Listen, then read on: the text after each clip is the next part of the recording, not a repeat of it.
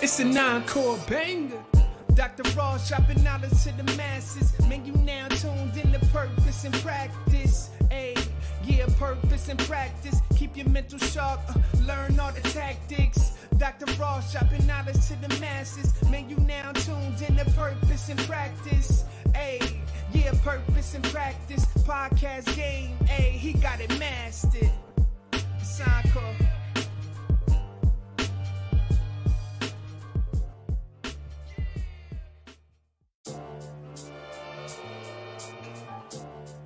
It's a nine-chord banger. Dr. Ross. Yo, peace to the family. The community is out there, the purpose and practice community. We are back with another episode. Before we get into tonight's episode, which is episode number 35, season number 2, like we almost all the way a year into this. And I just want to, as always, give a shout out to those of you who listen, who watch, who share. I really appreciate it, and please keep that positive energy coming. I was on a quick 2-week recess. I'm back. I missed it. I'm really eager to get back into the lineup. You know, folks who we have coming out on the podcast. This week is Teacher Appreciation Week, right? So those of you who are out there in the world of education holding it down, I'm talking about the real ones. I'm talking about the ones who really holding it down. Teachers out there going through crazy times right now in terms of educating the youth, but putting in the work, crazy work. Teachers, your job is already complex, but this last year has added more complexity to what you already do. So salute to you. Happy Teachers Appreciation Month. Again, those of you who are really putting in the work and doing and showing up for kids. Salute to you. So we are into May, and the lineup that I got coming is crazy dope. And we started tonight with a brother that I've known. If you read the short intro to the show, you know we go way back to growing up in Garfield Court, him coming up around the Hampton Apartments, right literally across the street from where I came up. And this brother, man, I've had the opportunity to watch him grow, man, and I mean that as a peer. We were side by side. We came out of high school. Shout out class of 1994. We came out of high school the same year. We played sports together, in classes together. We did a little bit of everything together, coming up. And he is somebody who, put all kinds of work in. And now, he can actually say, I think he got the best job. He is like the athletic director at the high school that he graduated from, and was a phenomenal student athlete, when in high school, and to get to come back and motivate and push kids to be the best that they can be, and then providing them all of the things that we all wish we had when we was coming up through high school, and then, more importantly, being a mentor, and kind of giving back, but giving back to the community and putting people into positions in terms of coaching and leading athletic teams who at some points didn't have those opportunities. So I'm really excited to bring, someone who I consider a brother, onto the show to tell and to give us his story, because that's what we're all about in Purpose of Practice, is sharing stories, man, sharing narratives and giving back. And hopefully you all can learn from this story tonight that we hear.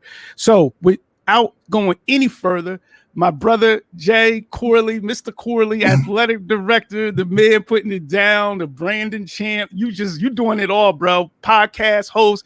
How you feeling, bro? I'm good, man. Extremely humble to be here, man. Like I told you earlier, I never told my story, just having the opportunity to do that. Shout out to Jess, class of 94.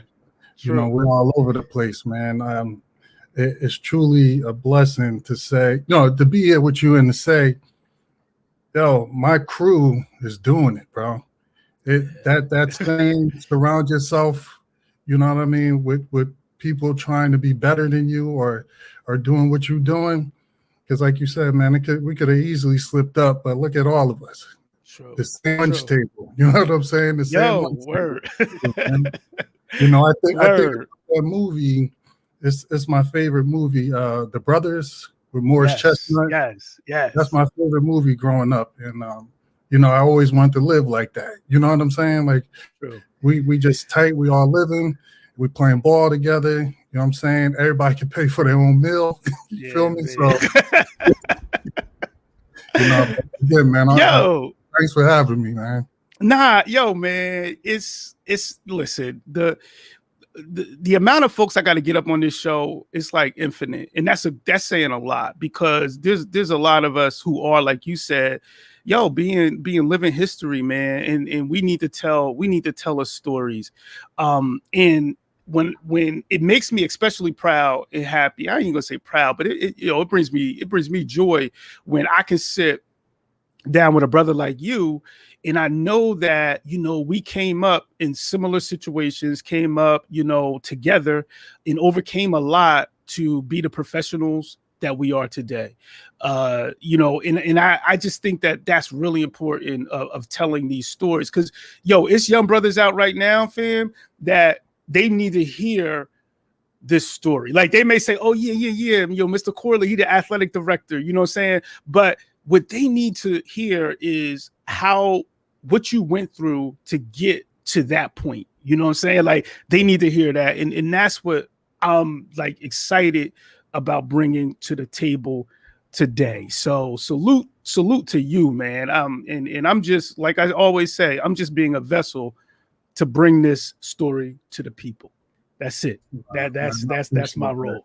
That's my role. And that brothers reference, you know, it's funny watching that movie, and I was like, can that really happen? Like, can you know what I'm saying? Like, can people, you know, and like you just said, and I never thought about it, but this is living proof that it can happen. You know, that you can, you know, reach your professional dreams, and do the things that you want to do and that you aspire to do and get them accomplished. So, you know, that's a great reference, and definitely one of my favorite movies.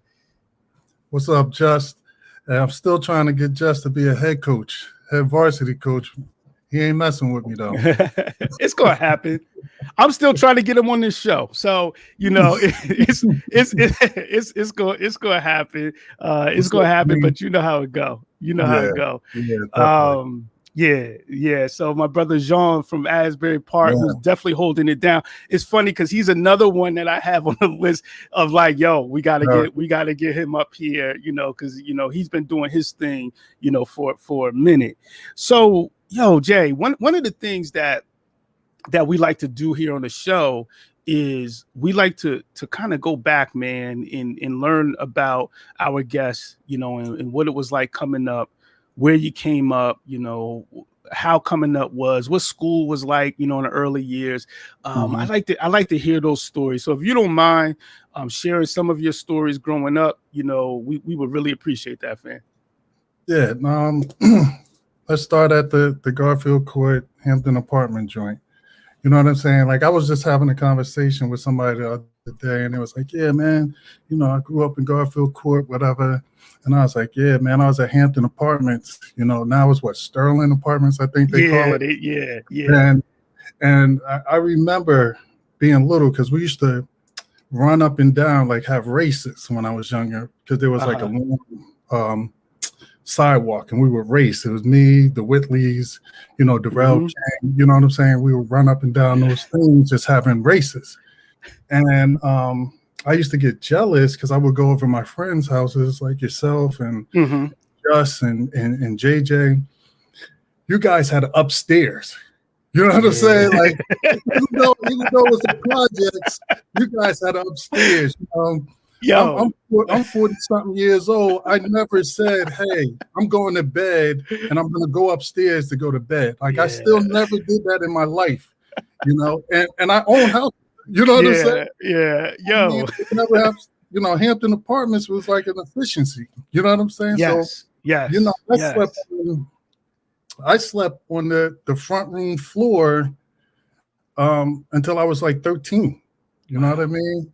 I never had a bedroom. I never had my privacy until we moved to the flower shop. Yeah. Over on top of yes. That's right. So I never had that experience, of living in some sort of house or some version of a house. Even today, I live in a 1-bedroom condo, but it's one floor. You know what I mean? So, when people say, yeah, Garfield Court, yeah, I understand the surroundings, but I never said, hey, I'm going upstairs to go to bed. Yo, you know what? This is why you got count. Like we got count our blessings, right? Because growing up in Garfield Court, like first of all, yeah, we grew up in poverty, but we never even realized we were growing up poor. Like, cause it was crazy love in the hood, right? But I never really thought about like, man, damn, I got an upstairs. Like, I never really. The way you just said what you said, I never thought about it that way. Like we do have an upstairs, in this apartment. And you coming from Hampton in real talk, because I have family members who lived in Hampton too, and then I've been in your crib over there, and it was one floor. And I really never even really did the knowledge of that, of how that may be something that you struggle with. Like, yo, I only got one floor, fam. That's crazy. Yeah. It sounds crazy, and like you said, we grew up, poor, but we didn't know we was poor. Yeah, you know what I'm saying? I was talking to my son. He graduates from college next Thursday. Wow, that's congratulations, man! Yeah, graduating from Stockton University. That's what's up, man. Yeah. So I got a college graduate. I remember hearing people say, "Yeah, my son graduated." Like, yo, that joke old. That's crazy. Man, I got a grown son, man. So I actually just filled out an application at the district. Word? Yeah, it has an education degree. So, we're gonna try to see what's up. Yo, send him the resume. Send it my way too, fam. Like, definitely. Send it my way. Send it my way.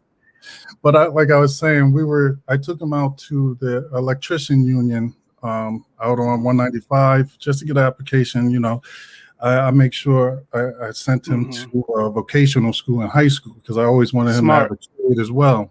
Smart. And, we was talking. I make fun of him because where he lives with his mom, obviously, and he lives downstairs. He has like the whole downstairs to itself. So I was like, man, this is hot, man. I wish I can just go down some steps to go to my room or whatever the case may be. We were talking about what we do for fun, and I asked him, like, what you do for fun, bro? Because he's an introvert, so he doesn't really talk to too many people. And I said, when I was younger, like your brother's age a little bit, my mom was on welfare. You know what I'm saying? Even though I had two parents, but how you beat the system. They wasn't married.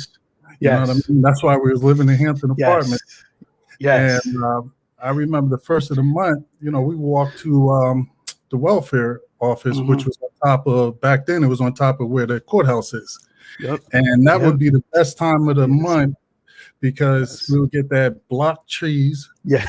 We would get the milk. My mom would get the food stamps, but I knew she was making that baked macaroni and cheese. It was coming. Yeah. You know what I'm saying? We were singing. You know what I'm saying? I was happy those days.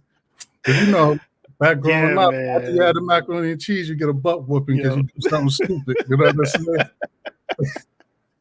Yo, but you know what, Jay? Like that is crazy that you share that story, man, because like I too remember I remember those days, man. And I remember also like, yeah, we was happy food was up in the house, but it also was a level of embarrassment. It was like, yo, we don't want folks to see us, because it was like, oh, you got that welfare cheese, you know what I'm saying? Like it was, there was a shame, and even to today, there's a lot of shame on poor people, man. There's shame placed on poor people, man. And I think that that's a big problem that we had to endure, whether it was going to the store with food stamps, whether it was picking up welfare cheese, we had to go through that process. Or you put up another good point, how our people, our family, our parents had to navigate the system because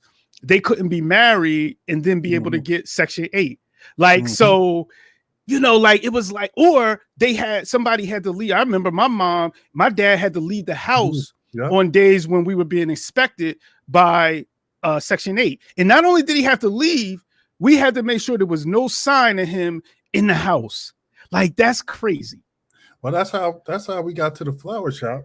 My father got busted. You know what I'm saying? My mom got busted. Wow. So we had to move, and that's when they got married. And just probably remember this because the day, probably the week before they got busted, we had a basketball game, and we was in 8th grade, and Pastore had said, I had told Pastore I couldn't come to the game because my parents were getting married, and Pastore, you know, they had to get married at that time. Yeah, I think there was some other benefit they could have got out of it. No disrespect, they're still together. You know what I mean? But Pastore had made fun of me, like, "What you mean you ain't gonna come to the game?" You know, da da da. So you know, I cried, and you know, he embarrassed me. You know, but that's my man to this day. But that's the reason that I don't want to say force my parents to get married, but it's definitely the reason why we had to move to the on top of the flower shop. That is wow, man. I never knew that. I never knew that story, bro. I really didn't. And it's crazy what kind of sometimes forces us into situations. But it's a great thing that your family and shout out, you know, to Big Mac, you know, to your mom, Miss Bernice, because they always, well, first of all, your mom always held it down. We needed a ride from practice home and things like that. She always held us down. And your pops was just always the kind of dude that we always wanted to be around. You know what I'm saying? Like, you know, he was always the kind of dude we wanted to be around. In true story, I didn't realize that your uncle was Reggie because, growing up, my dad and him was tight. Like, he will always be at the house, you know, and I knew him like way before I even knew your pops, you know, and I never really put two and two together until later in life, you know, that they were brothers, man. Yeah. Well, Reg is my mom's brother. Oh, your mom's brother. Okay. Okay. Yeah. So, you know, they're the Pleasants. That's right. Yep. Yes. So it's, you know, it's about it was my mom, Reggie, David, Pam, Sheila, and my Uncle Phil. So it was a few of them. My mom is the oldest out of all of them. Okay. Yeah, I knew it was one of them, but I was like, he used to always come to the house, man. And him and my dad, they were super tight, you know, during that time. And it's funny because he probably would leave my apartment and head right across the street, you know what I'm saying, to your house, because it was, you know, it was right there, you know, right there across the street. So you come up, you know, and one of the things in Long Branch, we always like, well, what elementary school you go to? Were you at Gregory? I was at Gregory from kindergarten to the middle of 3rd grade. Then they kicked me out of Gregory because they said that I was in the zone for Leonard Conroe School. So I had to go to Leonard Conroe School, which, you know, was fine with me. They kicked us all out. Or I don't even know if Tamika and Tay and all of them were already at Leonard Conroe School. But, you know, we walked together. You know, Deborah is my godmother. Andrea Whitley, Shalika Whitley, my mother.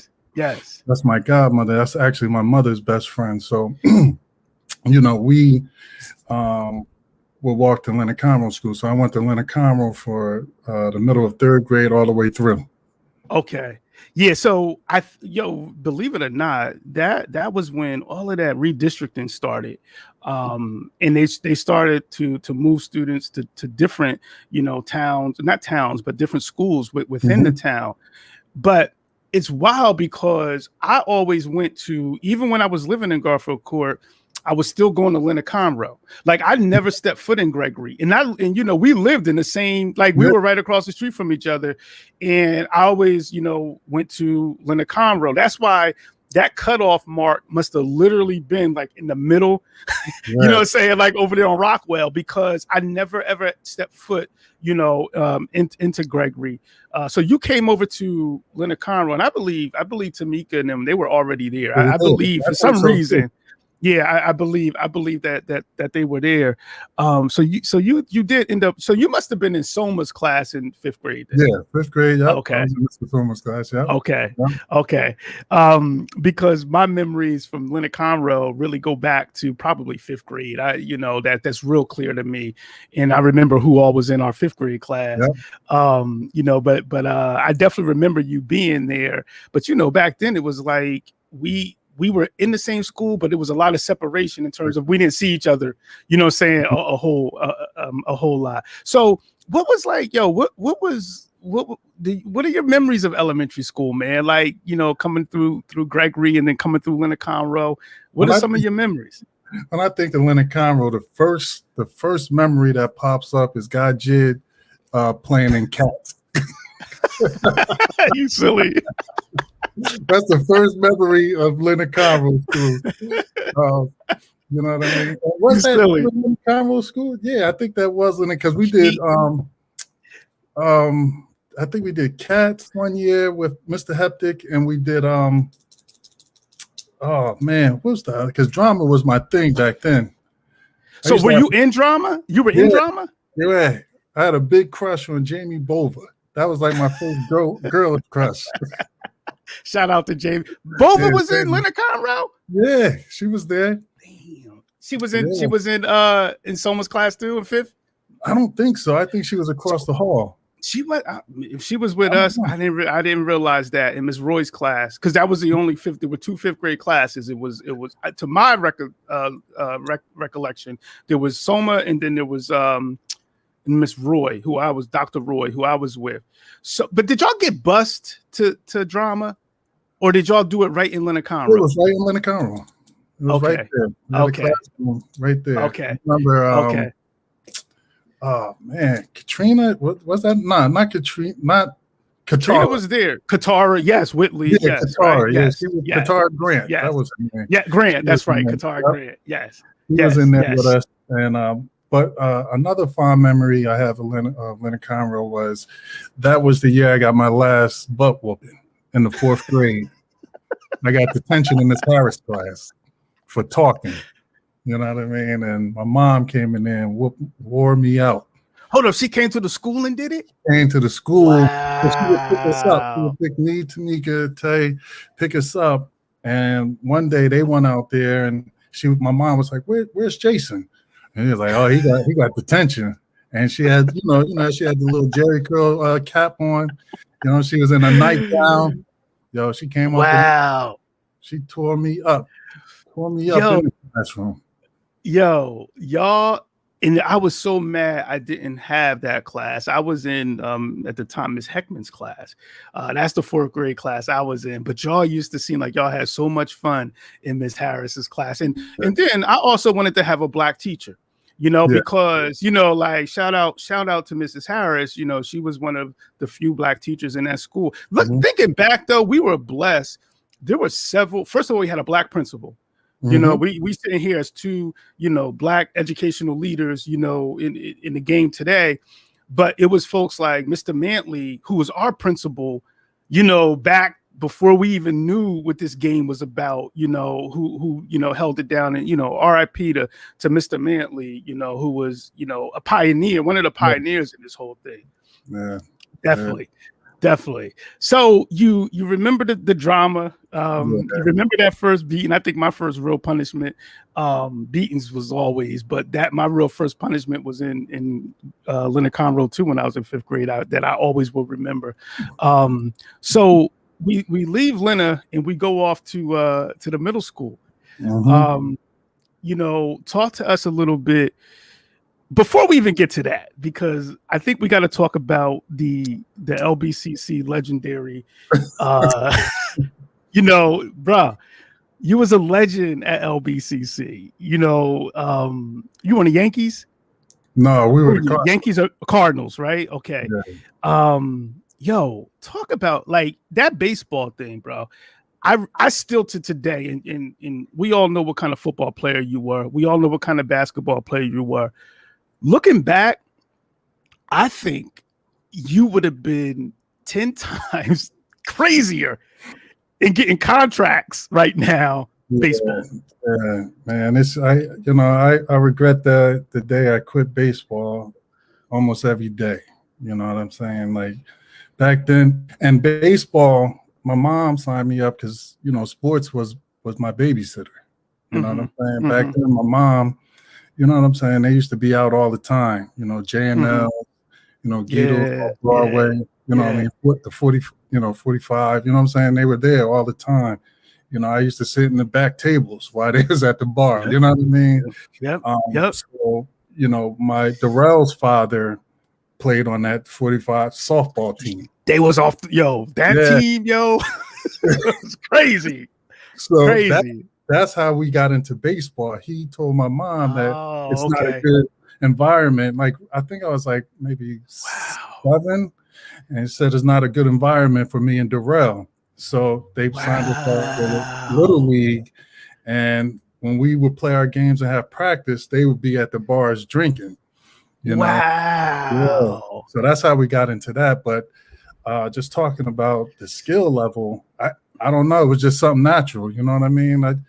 That's all we did in Hampton Apartment was play sports. Yes. So I was into it. I was into it. That's all I had. I just told you earlier that my son is an introvert. I think I'm the same way. I'm the same way. If it wasn't for sports, I don't think I would talk to anybody, nor would anybody talk to me. I think that gave me my confidence just to be around people. Go ahead, man. That's heavy, man. That's really. Did you always realize that going back to that level of Little League baseball? No, I realized what that you were like, I'm not the most outgoing person. Oh yeah, but I realized that just through my kids. You know what I'm saying? Like all 3 of my kids are good just sitting in the house. And I'm the same way. Like I like to be alone. You know what I mean? But I know how to interact. Yes. You know what I'm saying? Yes. Hence, living where we lived, I was always at the scene, but you may not have seen me. Yes. You know what I mean? Yo, that's wild, Jay. Because I'm the same way. And it's funny because we would have escapes. And I was just telling someone this very similar to what you said, is that I'm still to this day, I'm all right being in the house. Like I don't need to be out and be seen.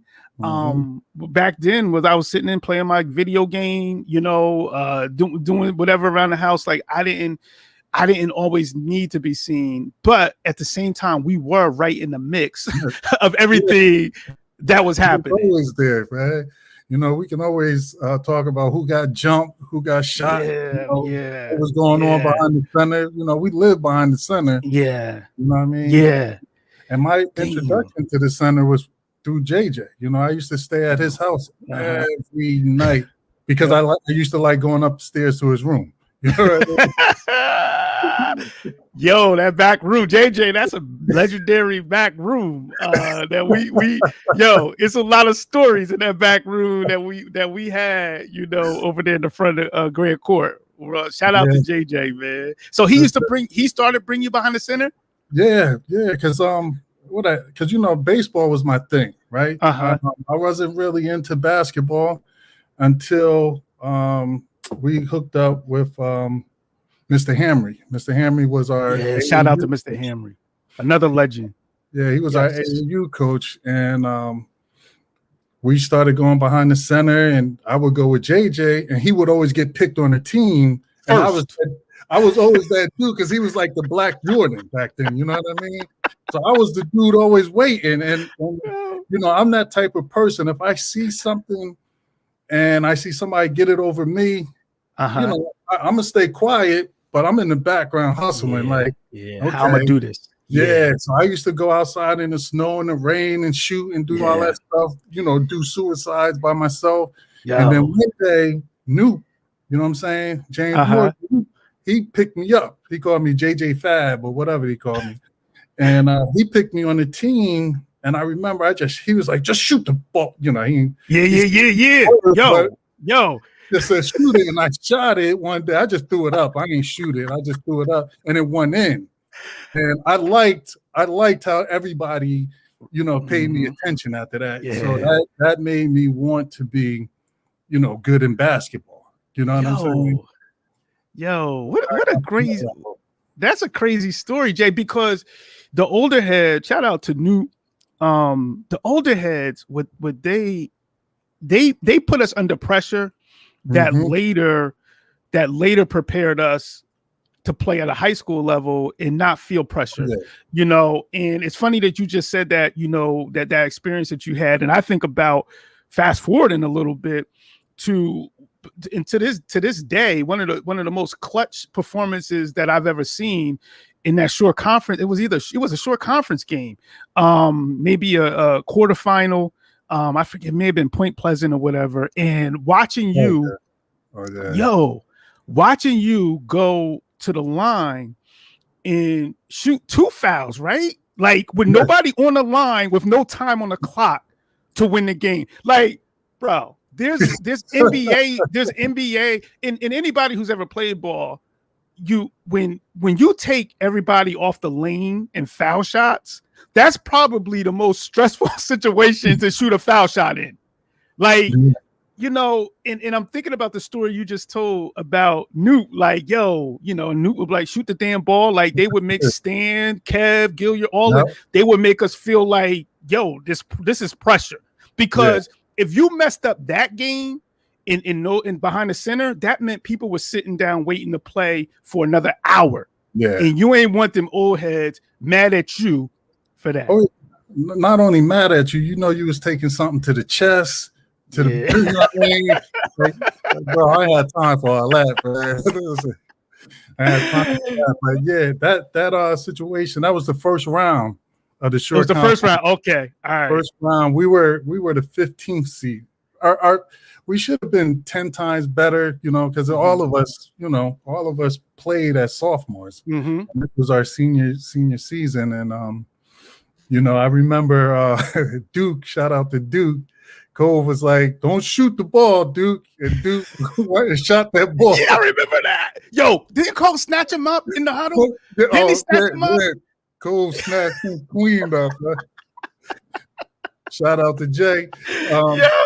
I remember it's crazy because the reason, again, you know, when it comes to basketball, I got to give a lot of props to JJ. I call him Kali Ma, because when I got fouled with no time left on the clock, we were down by 1. And JJ, you know, came to my chest and was like, you better make these foul shots. You know what I'm saying? So, and I always repeated what Cove said. You know what I'm saying? Like Cove's words to us back then, you know, was everything.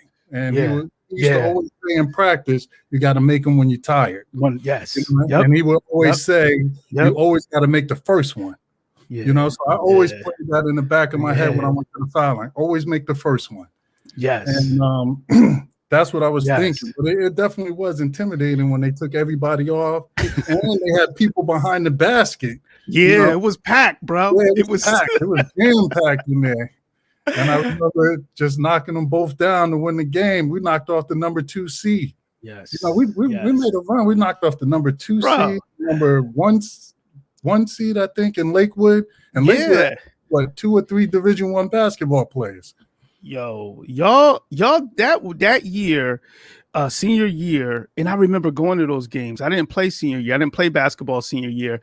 But I remember going to those games and feeling so much a part of what y'all were doing.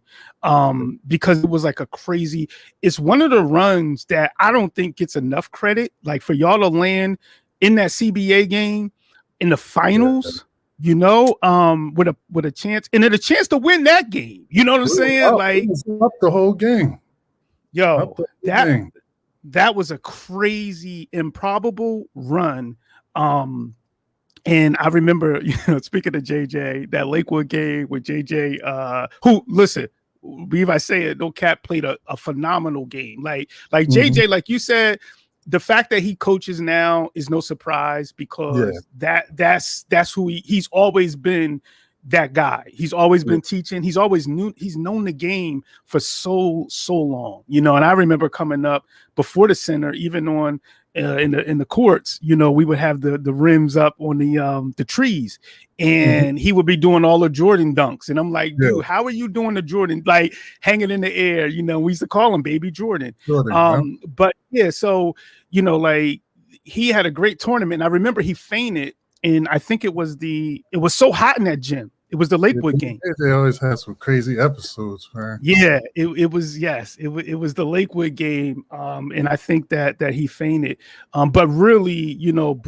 helped bring that game, you know, bring that win, you know, to the team. So, you know, definitely a shout out, you know, to those brothers. And Mr. Gilbert was a member a member of that team, you know, and y'all really put in crazy work. And obviously Mark, shout out. It was a strong senior class with some help from some of those young heads, Steve Patricks and those brothers who came in and, you know, put in work as well. And Duke did his thing too. So it was always, you know, fun watching y'all and cheering y'all on. But you talked about baseball and quitting. And what you know, because my son's into baseball right now, and I'm curious, you know, and he's the only black kid that's usually on his team, and there's something that there's not a lot of black young men in the sport right now, but I don't know if that's what drew you to kind of give up on ball. Like, what do you remember what it was? You know, if I have any advice to you as a father, especially with your kids that's into sports, you know, my kids aren't really into sports. My youngest plays, but the two older, I just got my middle son's playing boys volleyball now for the high school. Okay. So, but what drove me to quit was, you know, trying to grow up too fast. Now at that time, you know, baseball, it got kind of easy. You know, I was top of a pitch, and I would just hit home runs. You know what I mean? Like, it wasn't exciting no more. And then one day there was a party, and I knew these girls were going to be there. And, you know, I had telephone conversations with them, and I was like, yo, I'm going to this party, B. And I found out we had a game that day, and I was playing Babe Ruth. So I was in the 8th grade. I was going to the 9th grade. Well, it was 8th grade Babe Ruth, and I was the only 8th grader starting on the team. Yeah. And I remember taking my uniform, and I met the Mark, who was our coach at that time, and I said, you know, I quit. And I remember he was mad. He was cussing at me and everything. I quit just to go to a party, and I never went back. And then when we got to high school, Mr. Perry was the coach, and Jason Andrews used to try to recruit me to play. He was like, yo, Jake, play. And I remember Mr. Perry coming to my class, like trying to recruit me, like, yo, I heard. But at that time, I was on to a new thing, football. And usually I was new to football, really. Freshman year, I played 1 year, Pop Warner, with the Tri-City Sharks. And, you know, that was you, Just, JJ, I mean, you guys were the thing. And then when I got to high school, freshman, it took me a while to really get into it until we got the coaching game, you know, because I didn't know how to take a tackle. I didn't know how to run the ball, you know, so it took me a while to get adjusted. You know, and I like that advice, you know, don't grow up too fast. I love that advice, fam. And I think that's real important for young heads to hear. Those of you who are out there, young students, athletes listening, your life is ahead of you. Don't grow up too fast. Don't get too cool for the sport. Don't get too cool to work at it, to practice it. And then you go into, because this was something that I was always impressed with you about as well, is that you didn't play a lot of Pop Warner ball. Like, you know, like you really didn't start balling in football, I'm talking now, until high school. Yeah. You know, and you know, freshman year is when you really started to, you know, to get into the sport of football heavy. Was there a time at any moment, and during freshman year that you felt like, you know what, this ain't for me? Like, was it ever a time when it was like it wasn't coming easy enough to you? Like you were saying, it took the Ocean game, and we all know that was like the second to last game of the season, I believe. Like, did you have moments where you were like, you know what, maybe football's not for me? Yeah, I definitely had moments. I used to, you know, it's funny. I know I keep bringing JJ up, but you know, back then, all through middle school, JJ was my best friend. You know what I mean? Like we were inseparable. We were together every single day. You know, we did everything together, you know, and he was like Pop Warner All-American. You know what I'm saying? Like go to the Pop Warner games, it wasn't even called the Tri-City Sharks, it was called JJ's team. You know, so you know, he was my motivation, you know. So when he played freshman, and then T. King came out of left field. Yeah. And then we had, you know, Reggie Padilla. Shout out to T. King, yes. You know, Reggie Padilla came, and, you know, and I got to sit back and watch everybody because I was big, you know what I mean? Like, I was short and chunky, you know, but then when we got to freshman, I kind of stretched out. You know what I mean? So I was like thinner, but bigger than everybody else. And there was an expectation for me to be like a monster, you know, like you're supposed to be eating them, Jason, you know, and I wasn't there yet. And, you know, just watching Reggie just take over at the fullback position, and then JJ and T. King just running all over the place. And, you know, like you and Just already knew how to maneuver and tackle and stuff like, because I remember Cole got mad at me and tried to embarrass me and put me at safety. So, you know, you got a 200-pound safety back there. You know what I'm saying? So I was discouraged a lot, man. But I, you know, just something in me just told me, yo, I ain't gonna never let nobody just punk me. You know what I mean? And then I just started practicing. You know, I would practice. Like I would run up and down my stairs at the flower shop. I do push-ups at home, and then, you know, I would watch videos. Like I'm kind of weird like that. You know, if I can't do something, I'm gonna make sure I can do it. Yo, and that's something that I think I've always recognized in you, and not only through sports, but you would always find the way to defeat something that was keeping you back.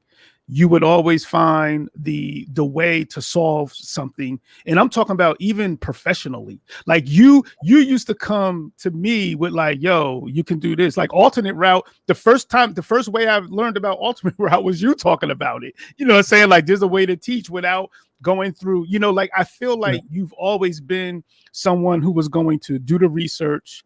If you didn't know something, you was going to go figure it out, and you were going to figure out how to solve something. So now that you're saying that, like, I didn't know you were running up and down, you know, the stairs over by the flower shop. You know, I didn't know that you were putting in work like that, but it doesn't surprise me because I've seen it in other ways. And you mentioned Reggie. Shout out to Fed, shout out to Reggie, because yo, you talk about a natural runner.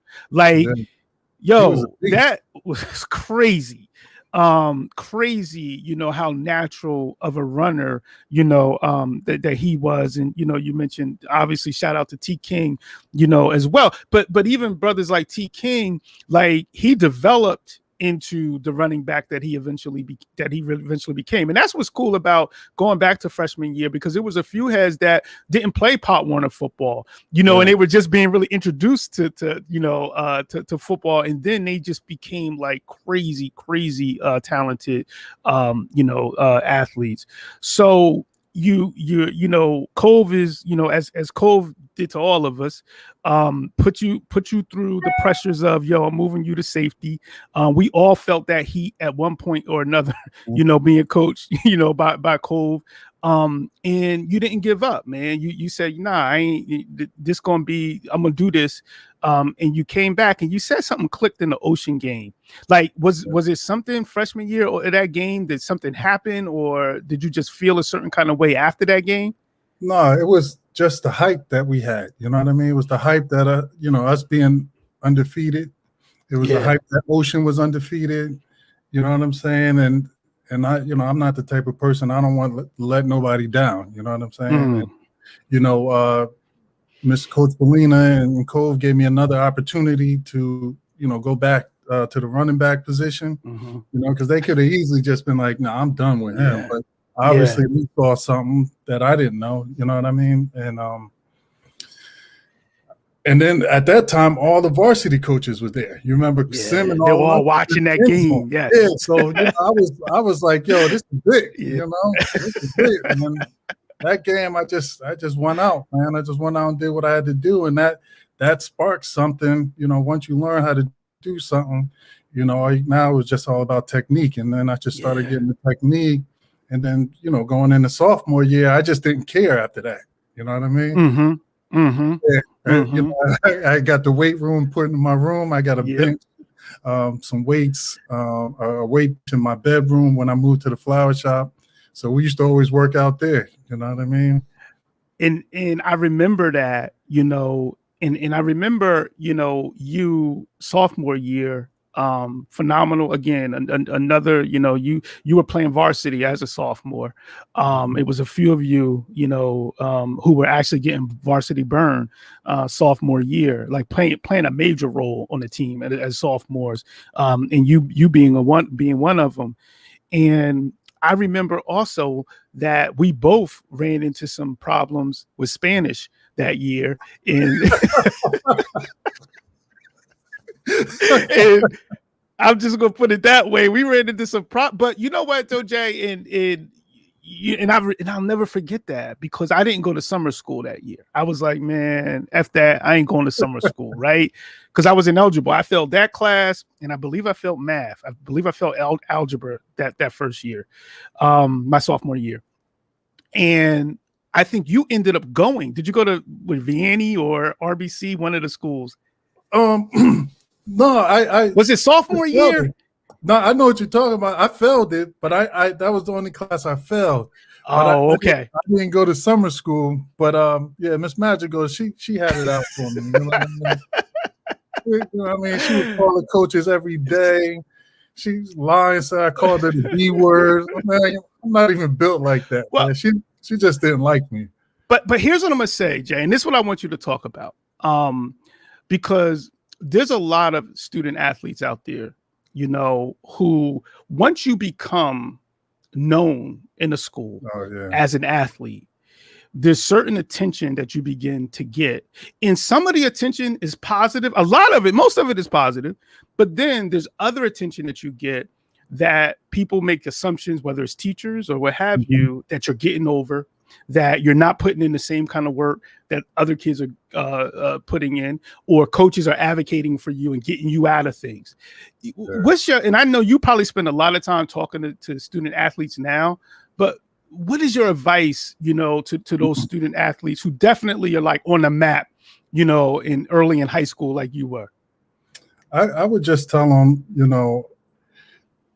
known. You know what I mean? Like, the name is known. It's going to be easily used. You just have to just continue to move the way you move. You can't react. Example, LA and Laura, his sister, had a car and crashed it into the car wash in Red Bank. Where the intersection is with that crazy. Yeah.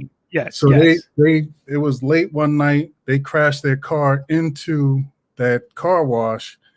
LA got out and ran. And when the police came, Laura Alford said it was Jason Corley who ran. Now, mind you, I wasn't around them. It wasn't even there. What I mean? My name was the first name that popped up in her head because she probably was used to hearing it. Yes. And the cops went to my house. It was like 2:00 in the morning. It just happened to be the night I snuck out. And, I wasn't there. You know what I'm saying? I wasn't there. And I had to go to court and everything for that. What year was this? I don't remember this. This was 94, because the next morning, I do remember it. Yes. To the office, and he was asking me where I was at, and who the girl was I was with, and he called her. She was actually older. She lived in Asbury, so she had to come to the school, and it was and verify that you was yes. Yes. It was kind of crazy, but I had to go to court.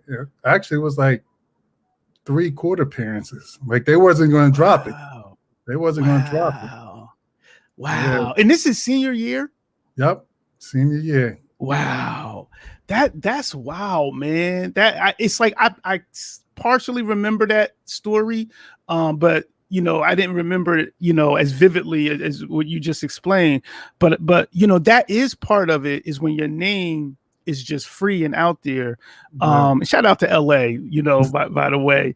But when your name is out there, it's just like, and people know that name, and when they hear it, it just rings bells. And I know that must have been something tough, to deal with in the school setting, because there's a level of pressure that comes along with that.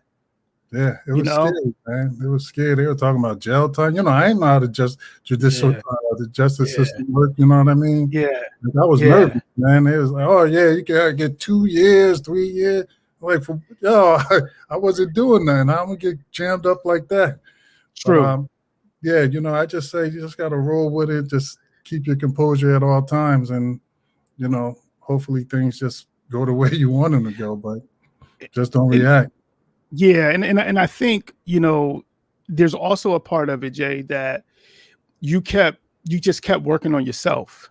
I remember in high school, you were like, you were being recruited, man. Like it was like, like you were a big deal, when it came to athletics. Can you talk a little bit about that in terms of, going through the recruitment process, being recruited, what it was like, thinking about going back? Are there any regrets that you had, before making your decision, to go off to college?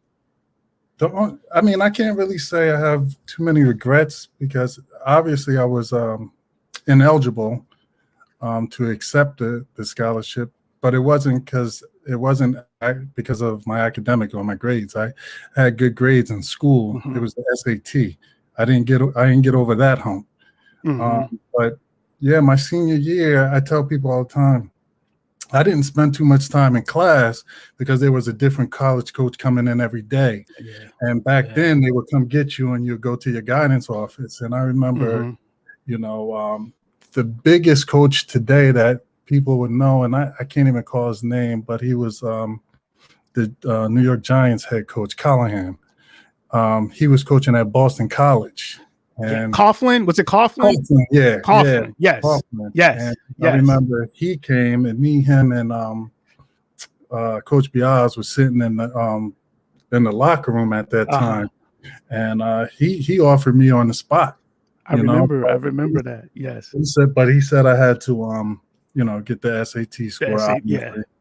Yeah. And but it was definitely exciting, just having all those college coaches come in, and they didn't officially offer me, but they offered me. They didn't officially offer me until I got the score. Yeah. And it was about 17 different offers that I had on the table. And when I obviously I took the SAT 4 times and didn't get the score that I needed, that's when University of New Haven came in. It was a Division II school. Yep. And they started talking about, we'll take you as a Proposition 48 in Connecticut. And, when we was young, it was like, I don't want to live in Jersey, not understanding, if I go to Elizabeth, that's nothing like Long Branch. You know what I mean? Yes. Like you got to go out of state, and it's a different world. So I wind up going out to University of New Haven, and I loved it out there, man. It was nice, man. It was nice. It's funny because I remember, I'll never forget, because I had went up to Jersey City, and you showed up one day, bro. I don't know if you remember. Like you just popped up on me. This is before we all had these cell phones and coming through. You popped up on campus out of nowhere. And I don't know if you drove down. Yeah, I was going back to school. Okay. Back to Connecticut, but I was like, let me go check out. I'm about to call you now, Dr. Ross. I was going to check out Dr. Ross, and I just rolled up on campus to see how you was living. Yo, that was crazy. And it's funny because if I recall, when you came, you were actually talking about possibly transferring at that time. Weren't you talking about, I may transfer? What was it like? Was it you wanted to get closer to home? What was it? Being young and dumb and thinking I know everything. You know what I'm saying? Like my parents, I had two parents. People always say, you got two parents, you're supposed to live a certain way. My two parents was hustling, man. You know, my mom worked in the factory. Always working. Yep. Back then wind up becoming a sanitation worker. You know what I'm saying? So they never had time to do homework with me and stuff like that. So they didn't, and they definitely, nobody in my family ever went to college. So they definitely didn't understand they didn't know that. the rigors of college. So when I was there, I'm a loyal dude. You know what I'm saying? So when I was there was two other props. There was this dude named Roy from Brooklyn, and that was my ace in the hole up there. You know what I'm saying? You know, you always find somebody. And that's who I roll with. We went to parties together. We did everything together. And at the end of the year, we did the winter workouts. So winter workouts starting right after the Christmas break, and those are probably the most craziest time ever because you have to get up and be at the gym and your graze at 5 o'clock in the morning, and you work for 2 hours.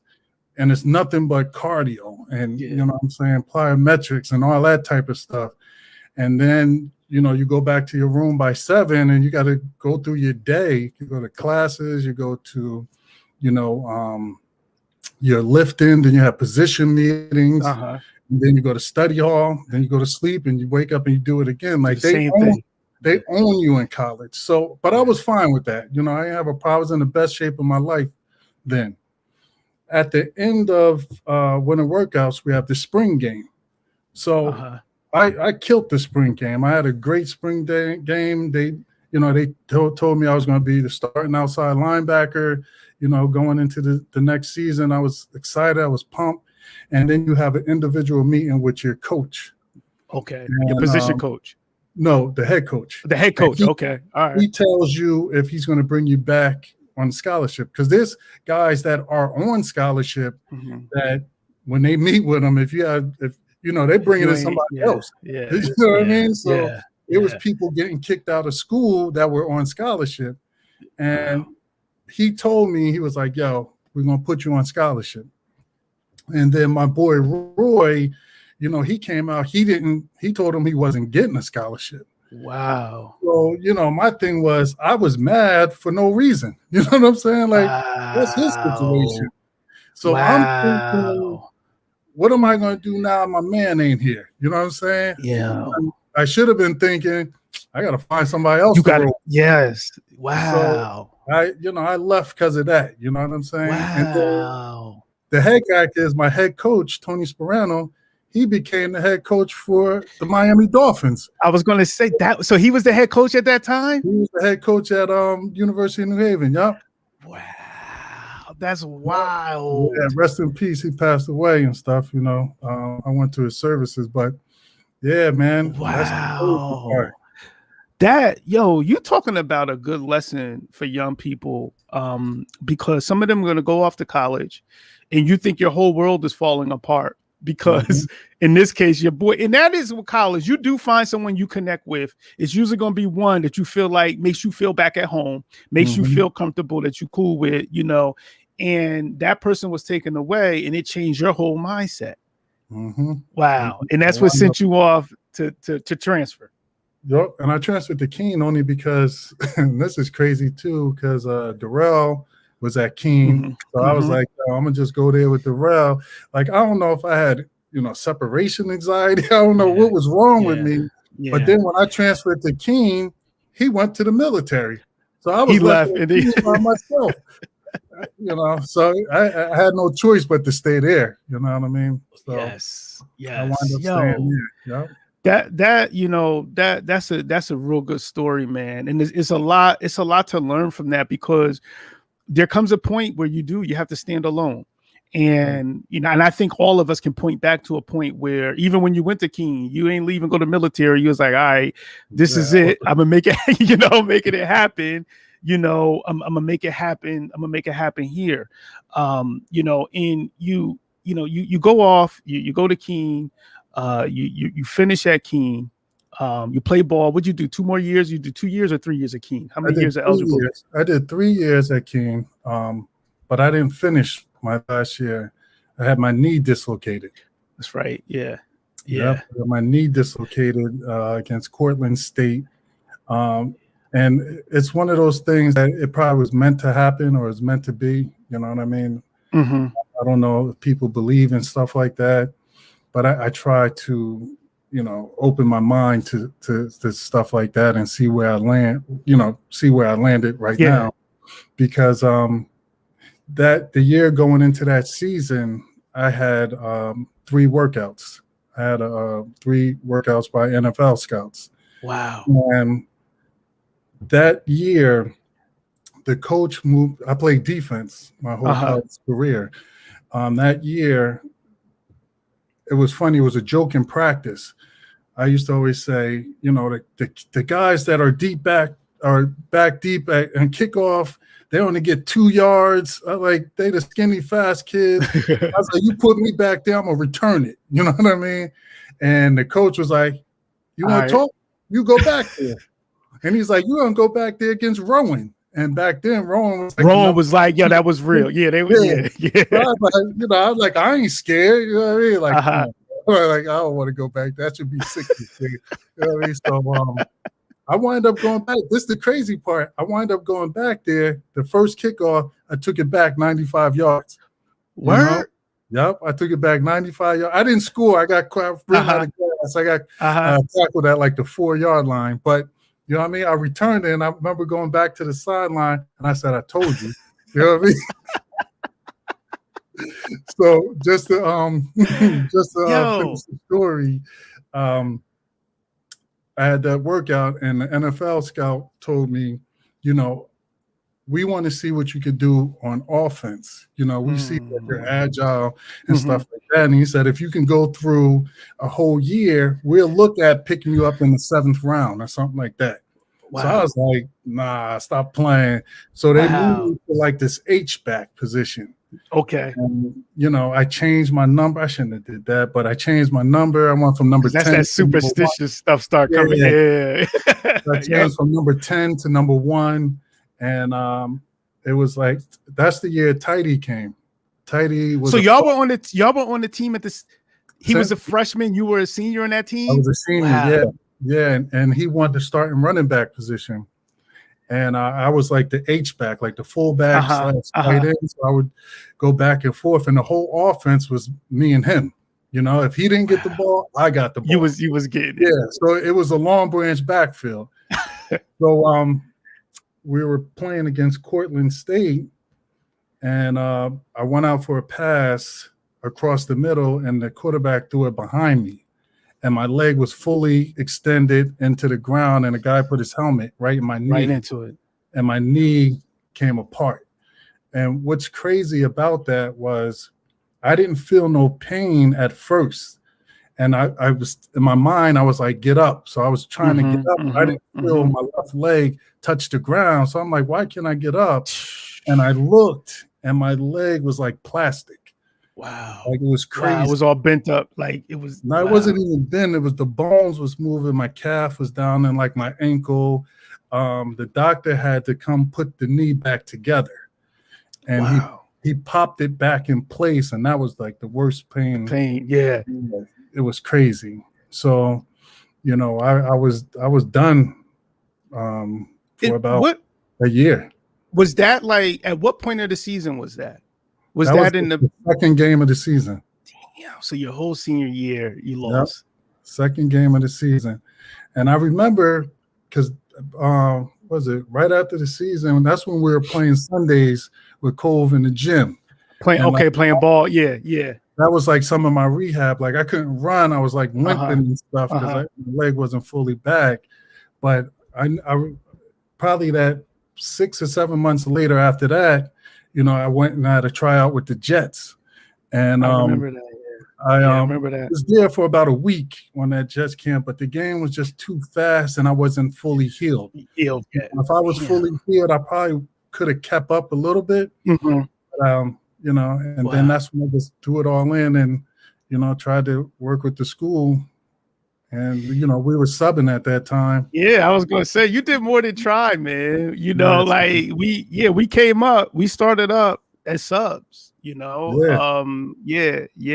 started up the same time. We all were kind of in that same, that same class, substituting and getting our feet wet in terms of, the education piece.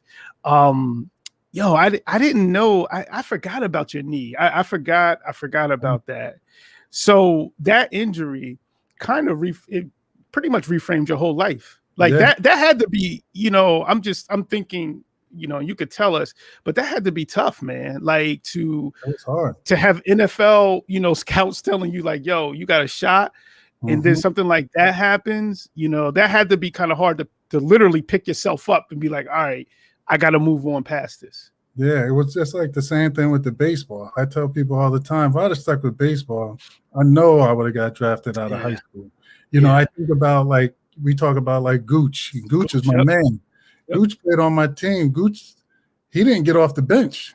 You know what I mean? So imagine, you know what I mean? And I was in full baseball mode going into high school. So I know I would have killed it. What it would have been. What it would have been. I know that's why I always say that when folks talk about you, in terms of, especially as a football player, I always say, yo, if you would have saw this bro play baseball, it was easy to see from a very young age how talented and gifted you were, with that sport. And it just seemed like it came natural, it came natural to you. So I want to fast forward, move to you as an athletic director, man. Like, and you didn't just become an athletic director. Like, you paid your dues, bro. You went through different positions, some leadership positions, and you made it to that pinnacle of your career in terms of an athletic director. Can you just kind of talk to us a little bit about, did you always have that vision of being an AD? Like, or did you kind of fall into it? How did that happen? Crazy story. I'll start with, how that happened. I didn't want to be an AD. To be honest with you, I didn't even know what an AD was, or athletic director was. I knew, Coach Chuck Ferrara. I didn't know his importance or the importance of his position. I just knew he was there. And to be honest with you, I didn't know he was an AD. I didn't know what he was there. I just thought that was the dude that was always talking slick to us when we were kids. So I actually interviewed for a principal position. That's what I aspired to do. When I went back to get that second master's, I was like, yo, I'm gonna because I had to get the first master's in education just to teach. So I went back and got the second master's in educational leadership so I can become a principal. And that came on because Mr. Pinter had asked me to run the elementary camps. And I was like, man, I ain't ready for nothing. Like, what I mean? I was I was happy where I was at being a student facilitator, and he said, run that camp. And, again, I was behind the scenes like, yo, we got to be innovative. We got to be different. I teamed up with Melanie Harden. I said, Melanie, we got to do something different because the camps are out of control. I need mines to be structured. I'm retarded like that. So I made her create a whole curriculum. So we created a curriculum for the summer enrichment camp. And that was new to do something like that. Yeah, that was brand new. That was different. And that's how we ran it. Each week was a theme and there was a curriculum to the theme. And, that's when they switched classes. So we had, curriculum. I asked for lesson plans, so we got it going where it was tight. Like our camp was tight. I remember hearing that. And I was like, you know what? I like this, man. I like this. And Mr. Pinter was like, I think that year it was like 100, not 100, but there was a lot of principal positions that opened up. And I applied and I went for an interview. And after the interview, probably, maybe 2 days later, Mr. Pinter, he was up at the board office, told me that I didn't get a principal job, but you want to be the athletic director. And I was like, what? Yo, me and him, yo, we argued. See, Mr. Pinter was cool because he allowed you to say what you wanted to him, like behind closed door. He was cool like that. He was a coach. He was a coach, so he knew. Yeah, you got to blow off some steam. I'm gonna let you do it right here. So I was yelling at him. I was like, "Come on, Mr. Pinter, I don't want to do that. You know, what is that?" At that time, I thought it was like a site supervisor. You know what I mean? Somebody that just go around telling people, you know, like we do now, put your mask on. You know what I'm saying? Like that. I was like, man, I don't want to do that. You know, thought it was an event. Boss. I want to be, And then after that, he hit me with well, you're going to go over to the high school for 1 year and be the student facilitator. Then the next year you'll be. I'm like, first of all, I didn't get the job I wanted. Then you're telling me you're transferring me out of the best school in the district to be a facilitator, and then I got to wait. You know, so now in my mind, I'm like, this is a setup. You know. Yep. Like it ain't never gonna go down. It ain't gonna happen like that. You know what I'm saying? And then, you know, things just fell into place, and like there was no mentoring, because again, as a principal, there's other principals to say, hey, do this, do that, you know. And then on top of that, I had a brand new secretary with me. So we're sitting in the office picking our nose. So I had no choice. I had no choice but to learn and be good, because couldn't nobody else teach me. You know, there was no Chuck Farrar. You know, Mr. Winters, that was my dude, but he didn't care. It wasn't, it wasn't a passion of his to be, to be able to, And he never talked to me about it. Like I would just randomly get phone calls. And then there was a guy named Bill Bruno, who's actually one of the executive directors up at the NJSIA, who's Kathy Selly. I was going to say, I know that name. That's Kathy Selly's brother, who just took an interest in me, and he became my mentor.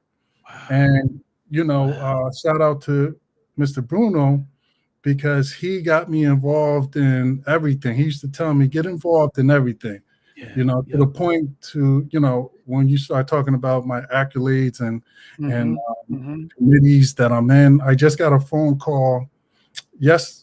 What's today? Thursday, Tuesday, from the executive director of the NJSIAA, Colleen McGuire, who was the first woman to ever be. I saw it. She called me. And we have a relationship. This is what that networking thing does. We have a relationship because she was a basketball player at George Washington with Fernand. Fernando? Fernando. Okay. So she was like, oh, yeah, you know Fernando. I was like, yeah, I know Fernando from Long Branch, whatever. So we started talking and created a relationship. And like I said, she called me Tuesday and asked me to be an officer on the executive. I'm already a part of the executive committee, but she asked me to be an officer on the executive committee. And the executive committee is, you know, to me, I'm not a part of any other committee, but it's a big deal. You know, they got senators, senators, superintendents, you know, principals, other athletic directors. So, you know, you got some high profile people that are making decisions for sports in New Jersey. And she asked me to be an officer. So I'm going to get sworn in next month as the second vice president of the NJSIAA. That's dope. The way that works is this year I'll be the second vice. Next year I'll be the first vice. And in 2023, I'll be the president of the NJSIAA. Yo, man, salute. Bro. I was shook when I got that. Yo, that's crazy, man. Salute, bro. Like that, you know, but like you said, that's you going into a situation and not having anyone to really show you the ropes, but immersing yourself totally in it, you know. And it goes back to all of the stories that you've told, because people will look at you, and that's the purpose of this show. People will look at you and think, oh, you always just had it together. It always just came natural. But you gave several examples of being in spaces where you were last and you questioned your own self to say, all right, I got to work and get better and hone my skill. And I remember even when we coached the 1 year, we did 1 year together, I think, as girls basketball coach. We coached together the girls. And I think that's when you were first starting to interview for like the facilitator position. Because I remember one night you leaving class to actually go to not leaving class, but leaving practice to go to an interview or something, you know, for that whole facilitator situation. But you've always, no one can say that you didn't put work in. Yeah. Like, I think people can look at you and say, oh, naturally, athletics came to you, positions came to you, but I really feel like you've always been one to put in real work, you know. And I don't, you know, and I'm real talk, man. And you know, I think that that's important for people to see, because sometimes people look at accomplished folks and they automatically think that things just came, you know, like, and it wasn't something that they had to go through. But you coming from the stories that we told, that you told tonight, going and picking up, you know, welfare cheese, living in, you know, what was essentially an efficiency, you know, sleeping at the end of the bed until you're 13. Like, dude, like, and now you're on a pathway to possibly be president someday of the NJSIA. Like, yo, that's dope, man. That's fire, fam. That's fire, man. And I'm not surprised, but I just think people need to know the folks who are out there. And when I talked to you earlier, you know, and you were like, yo, are there any questions? And I was like, bro, it ain't no questions. This your life story. We just gonna hear your life story. And he was like, yo, I never told my story. and But this is why it's like this show is important, because these narratives and these stories, they need to be told, man. These young heads, they need to hear it. And people can learn from you. And I'm sure that you're open to having people who want to, you know, take your path, because I don't know how many Black ADs there are in New Jersey. I mean, you don't see them. I know Mr. Craddock's used to be one. Yeah, Lakewood, right? Yep. But that's Ocean County, but I don't know how many you be bumping into. Not too many. When I first got on, there was just two of us. It was me and Mr. Craddock's. And then when he retired, I was the only one. Wow. And the short conference is 47 athletic directors. And then that's when who came next? Mr. Barrett. Oh, I was going to say, he's a younger brother, right? Where's he at? I think Mr. Barrett? Barrett, yeah. Asbury. I forgot Asbury Park. That's right, because I worked with him for a minute. Yeah, that's right. I'm thinking about somebody else. Yes. And then it was just me and Mr. Barrett, and then Mr. Cornegay.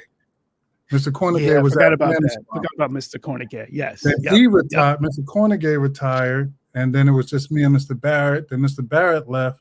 And then Rodney got on. This is like Rodney's fourth year. He's over at Manalapan. Okay. So that's what I think I was just thinking about, Rodney. Yeah. Yes. So it's never been no more than 3 in the short conference out of 47 of us.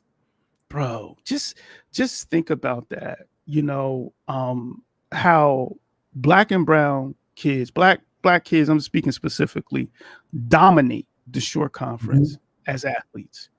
Phenomenal student athletes. Some of them go on and do great things, you know, in college, and some of them even go to the pro level. And not to have, and then I haven't even heard any females yet, like not to have, you know, more representation in terms of Black ADs. I think that's something, and hopefully, and now you moving it, and that's the importance of you moving into positions like you're moving into, you know, because now you're in positions where you can start bringing that message to tables that most of us don't sit around, you know. And it's funny you say that, because the Short Conference is the first conference in New Jersey to develop a DEI committee. So I'm the chairperson for the Short Conference DEI, and you know, we're doing a lot of different things. it's going to get even bigger next year. We have our calendar meeting in June.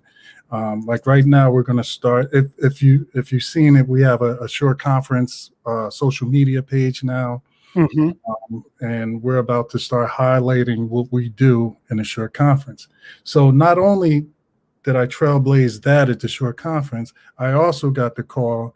The NJSIAA has just developed a DEI advisory committee, and they asked me to be the chairperson for that as well.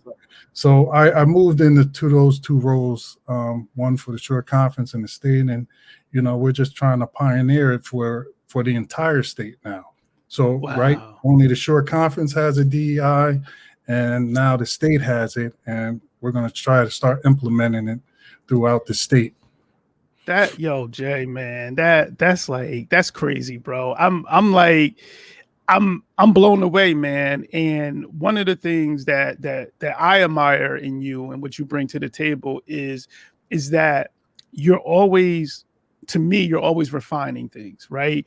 And you take things like what you've done with Long Branch Athletics, from branding to making sure that you got high quality programs, to making sure that you create pipelines for young coaches coming up, in the game, getting Long Branch pretty much on the map, like when it comes to athletics, that's something Mr. Farrar was good at too.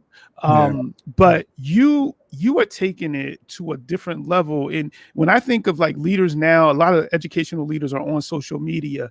You were one of the first ones. Like you were on that social media story. Bro, I got a crazy. I think I know the story, but talk to us, man, because that social media thing, you were doing it because I remember us having conversations about it. You know what I'm saying? Yeah. Like before it was a thing. You know what I'm saying? Yeah. So the funny thing is, I remember I had went to a conference, and this is when the social media thing started. It just popped up. It wasn't a thing like you said.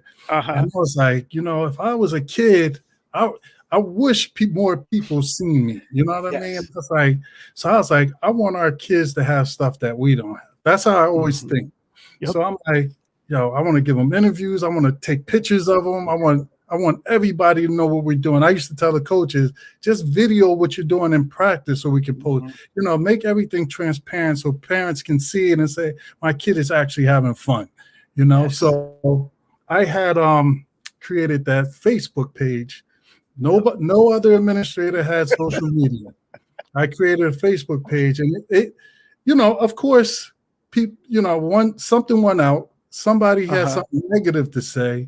The district got a little nervous. You know what I mean? Yeah. I got called upstairs, and it was like, Jay, take this down. You know what I mean? I don't think this is a good idea. And I'm like, nah, this is good, man. I'm telling you, this is good for our kids or whatever. I was like, we can't control everything, but so I left it on. I had the Facebook, Twitter, and Instagram all at the same time. So I won it for the whole year. And then at the end of the year, we had a meeting, leadership meeting. And, all the principals were told to create Twitter accounts. and they say, Jason, talk about your experiences with it or whatever. And I'm like, y'all didn't even want me to have this. You know what I mean? Now you're telling everybody to have it. So, I it's funny. I was just talking to my secretary about this same scenario, same situation. But yeah, the social media, people were scared at first.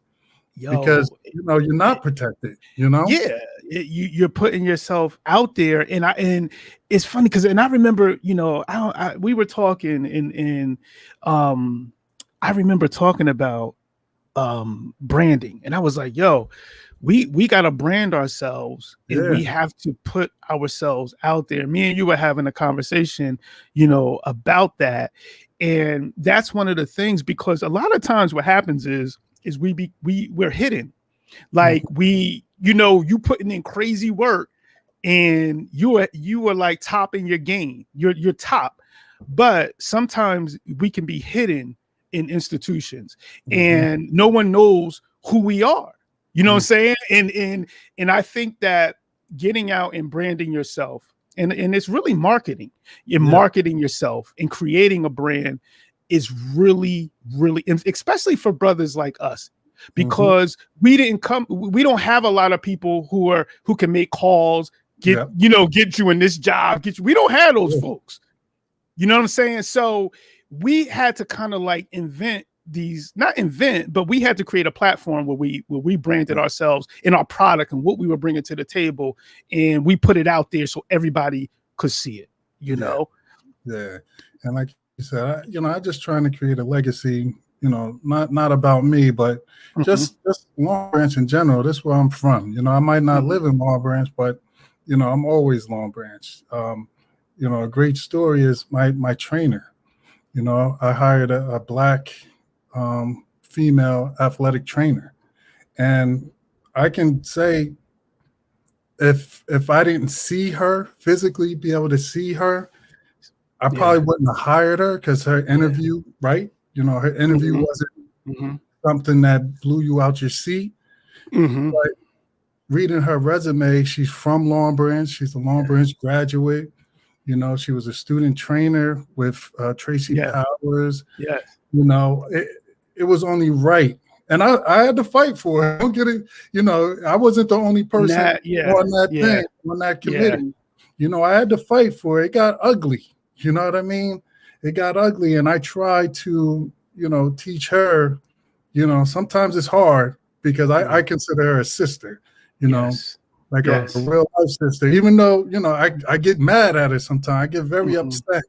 And, that she's not following what I'm telling her. And then when she gets smacked, I'm like, see, I told you, we can't move. You got to move.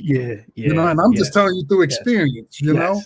And, I'm just proud that I have her, and she's the only black trainer in the short conference. Wow. I think ever. Wow. And, when she's ready, I try to help her expose her. I try to give her shine where she could take it to the next level, but she's not ready for that yet. I got to wait till she's ready. I can't make somebody be great until they're ready to be great. But she has you. But see, and that's that coaching part, because that's the coaching coming through in you, in developing her. And also wrapping your arms around her and protecting her, but then starting at that interview table with advocating for her, because when those doors close and it's behind closed doors, and there's someone at the table who can advocate for you, it goes such a long way, And I tell her, she don't owe me nothing. You know what I mean? I don't expect nothing for her. I don't expect her to be loyal. I don't expect nobody to be loyal to me. You know what I mean? Not at all. I did it, because that's what I was supposed to do. You know what I'm saying? That's what I was supposed to do. So now she's on. This is her career.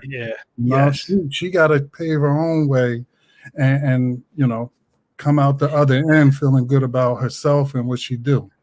Bro, and then give it back to someone else. To give it back to someone else. I think that, those are very, very powerful words, man. And I know that we all need that opportunity, just like you needed that opportunity, I needed that opportunity. And then once you get it, you got to make the most of it. Once you get that shot, it's like, once you get that shot and that opportunity, you have to make, the worst of it, the best of it, excuse me. So, bro, man, you've done a little bit of everything, man. And you are definitely someone who I think many folks in the community and even outside of the community, look up to. And I'm just happy to be able to call you a friend, man. And obviously happy to be able to, whenever I need to call on you for something, I can call on you, for things. And over the years, you've definitely been a positive and influential person, and someone who, I've always looked at and learned things from. So I want to just give you that utmost respect, fam. For being the brother that you are. I want to talk, Jay, if it's okay. I want to talk about high school. I'm gonna go back to high school, right? Mm-hmm. And if you could go back in high school to your high school self, and if you can give yourself advice going back to high school, what would that advice be and why? If I could give myself advice, again, it would be not trying to grow up too fast, focus more academically, because the SAT is a test for kids that sit at the table with their parents every night for dinner. My family didn't sit that way, so we didn't articulate. I didn't understand those small skills that I didn't learn those small skills that I should have learned that would have helped me get through, because my life, although I love my life, I love everything I did. I tell people I did so much in my lifetime that I can actually sit back. You name it, I did it from, anything. I did it, and I think I rushed it, and I didn't really enjoy it where I should be enjoying a lot of that stuff now. But yeah, I would definitely pay more attention to the small things in class and focus on that instead of trying to be grown fast. But again, I was a late bloomer as well when it comes to girlfriends and things like that, when, and drinking and all that stuff. I didn't do none of that until I got to college. I think my first drink was at the prom, and it was Boone's Farm. You know what I mean? So, I thought I was an alcoholic. Yeah, the Boone's Farm. So, that's something I would go back and tell kids, don't grow up too fast, man. Enjoy high school. I tell people all the time, if I can go back to high school, I would definitely go back in a heartbeat, because I had a great high school experience. We love high school, man. Yeah. High school was good to us, I have, to our circle. I think about our circle, and I really think that high school, it was really, really good. It was really good to us on all levels. I just feel like we had a tight group. We excelled athletically. We all graduated. We went off and done wonderful things in the world, to do wonderful things in this world. But it was something that you said, and coming, and you talked about that SAT piece. And I even saw Thomas Ellis, shout out to Thomas Ellis. Thomas put into the chat, struggling with that. I struggled with that. That was something that, that I struggled with. And a lot of it, you talked about, having two parents, but, not having the experience of, tutoring, like Dr. Matt came later on, but it wasn't there when we was in, elementary, middle school, like we weren't getting that type of, exposure to the kind of content, that was on that assessment. And our parents, something that you said stuck to me is like, they were hustling. And they were trying to make sure that we had what we needed. And then they were also, struggling through life. Yeah. So it was like, when you said what you said, about you had to hold your own self accountable for school.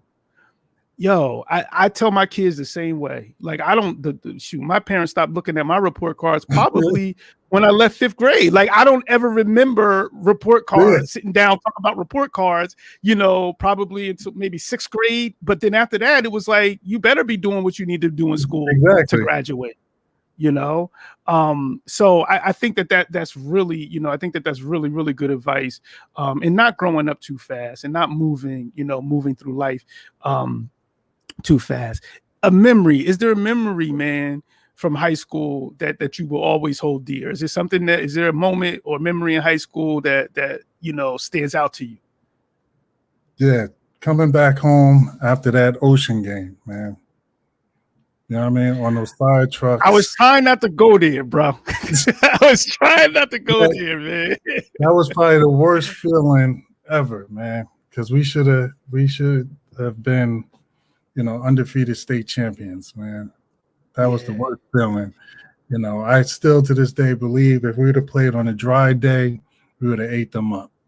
Yeah. No, yo, I think that's a day that all of us who were on that field that day, especially the seniors, will never forget. I know I'll never forget it. And it taught me a lot about dealing with defeat. But I still, it's like you can go back to single plays and man, if I would have maybe we would have just did this, or maybe if this didn't happen, I know one for you. The not Middletown, Monmouth Regional. One of y'all killed that tight end, but you had the ball, the interception, and you dropped it. Yo, you were like on the front page of the paper, and the ball was in your hand, and I'm like, how do you not catch that? Yes, that was like my first picture in the paper too, and it was a drop INT. But yo, it looked like you had it. If people wasn't at the game, I still got the picture. I tell my kids, I caught that. They don't know. But that was that ride that we had, that was a magical year. We had so much fun, man. And one of the things about us, we did everything together. Yep. We did everything. We ate together. We went out together. We all hung together. There was a real brotherhood on that team. And that's what allowed us to go ahead. Remember the Pizza Hut runs? Yeah, man. The night before the game. Yeah. Yo. And we all liked each other. Yeah. We all genuinely even the females in our crew. Yeah. You think about Tawana. Yes. Jennifer Bean, yes. Yep. Sharad, Ivory, all of them. Everybody living, man. Everybody living. I see, I follow like Jen on Instagram. They got a huge house. All her kids, she got like 4 or 5 kids graduating from college. Sharad is like at the top of her game. Yes. Doing what she do, but that's what she do. She in sales. She always been a talker, man. Yep. She can do that. Tawana, she doing her thing with the Jacob's Ladder in the community. Yes. Like just man, teacher of the year. No doubt. Yo, you know what I'm saying? Yo. Up the central office in Matawan. T. King. Retiring from football. Yo, which is crazy. He put 20. Yo, he ended up putting more years. I'm like, yo, it seems like, we were all together. We started, and I'm like, damn, yo, he put in 20 years, yo. 20 plus. I think he's got to be over 20 now, right? He's got this year probably put him at over 20. But you talking about putting on work. Another brother, that I have on the list, to get on the show, because he's seen a lot. And I was so, when y'all won the back-to-back titles. Yo, I was so happy for y'all, because I was like, yo, that's gotta take a little bit of that pain away from, you talked about the Ocean game, because we've been in so many, even as coaches, we've been in so many situations and coming up a little short for that title. And when y'all went through that, man, I was like, yo, you have no idea. Watching those games, I was so happy for y'all, man. I was so happy for y'all. Yeah. That was hot, but the best part was designing the rings. That was hot. That was all you? No, I would bring the kids in. I had the kids design them, but I'd be like, no, you might not want to do that. Like the second ring, we got the like charcoal gray ring. Like I saw that one. That was hot. I was like, that was different. When Mark and them came in, I already had that out. I was like, ain't this hot? It's hot. We're getting this one because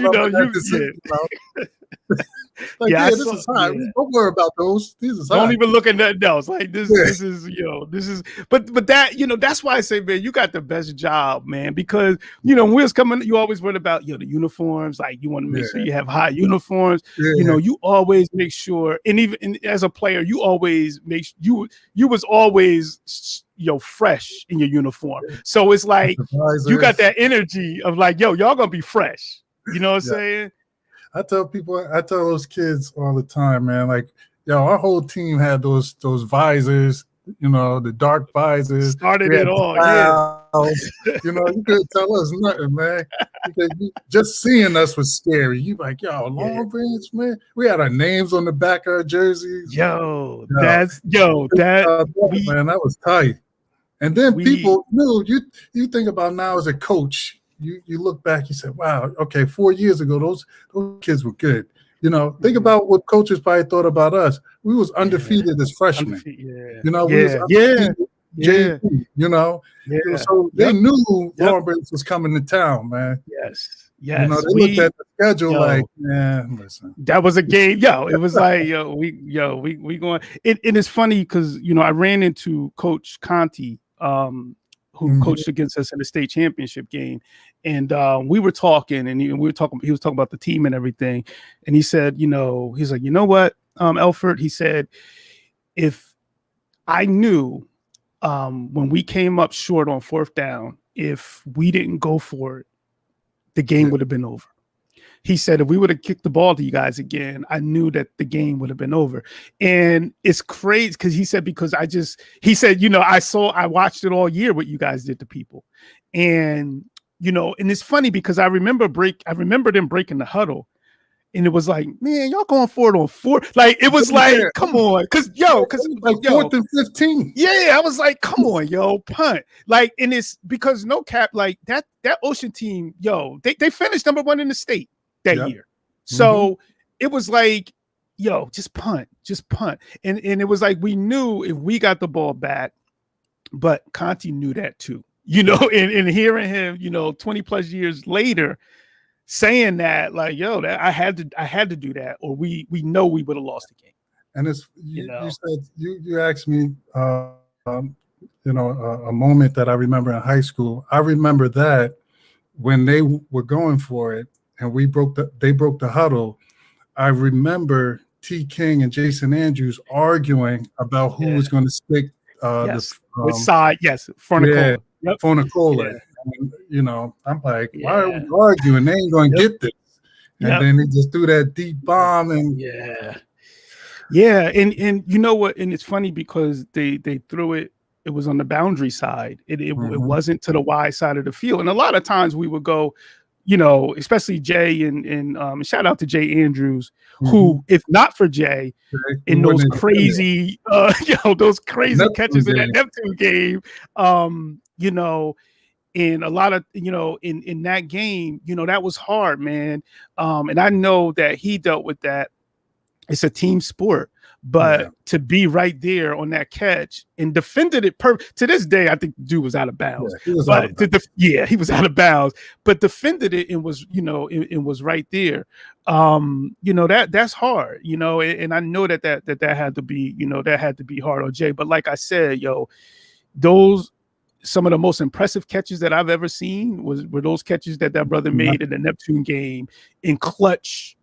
And I don't even know how Mark made the passes. And I think that was a 4th down too. Yeah, that was a 4th down, bro. It was a 30 series. He threw that slant. And Mark,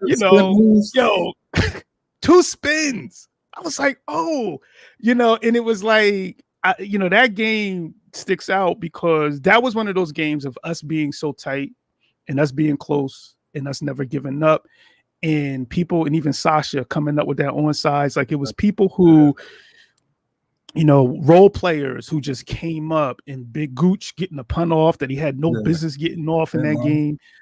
And that's how tight we were, that's how tight we were. So it's so good to reminisce, man. Yeah. It's so good, it's so good to reminisce. And it definitely was a good time catching up with you, Jay. Yeah, man, I appreciate it, man. I had a good time on this, man. Just having the opportunity to talk, man, get out my shell a little bit, you know. Word. Over this pandemic, actually, was like a blessing to me because it gave me an opportunity to do like the live at fives, and you know, like I said, I'm an introvert, so I don't talk like that, and you know that. Because if I never did that, I don't know how I would have made out on this. You know, bro, that was another trailblazing moment, that the live at fives, you know, and it was like a creative thing to do. You're talking about taking a bad situation and turning and flipping it. You know, that we didn't even talk about that, you know, and then your podcast, you know, that you're doing, like I don't know if there's anybody as busy as you, fam. Like, it seems like, you know, you're always working, and a lot of your work is about showcasing, you know, other folks. And I think that's something we all should appreciate. Yo, Jermaine, man, don't start that, man. Cause listen, what? I know how serious that conversation gets on social media. Yo, I see, you know, that once that conversation, I don't even never comment. Once those conversations about best teams ever, I never ever comment. But I will say this, yo. I'll put our team against any of these teams, yo. I'll put our team senior year against any of these teams.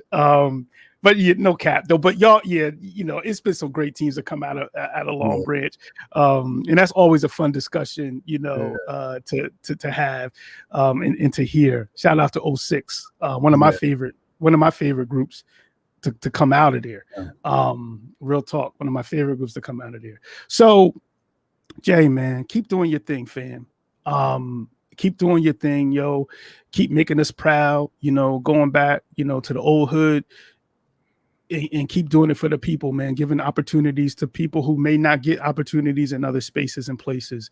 You know, salute to you. And I hope the city understands what they have in you, fam. That's real. That's real talk. That's real talk, man.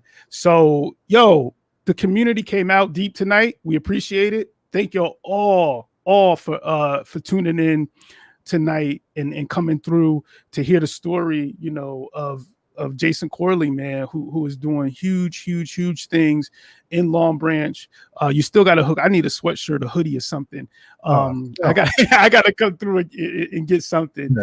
But thank you for sharing your story, Jay. And to everyone else, we'll be back next week with another show. And I'll be getting out some literature on that. Another Long Branch legend, a younger head, who I'm really looking forward to talking to, and really looking forward to him coming on the show. He's doing great things.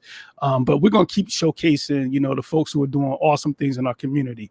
With that said, we are definitely, yo, salute, Tom. Yo, you already know, bro.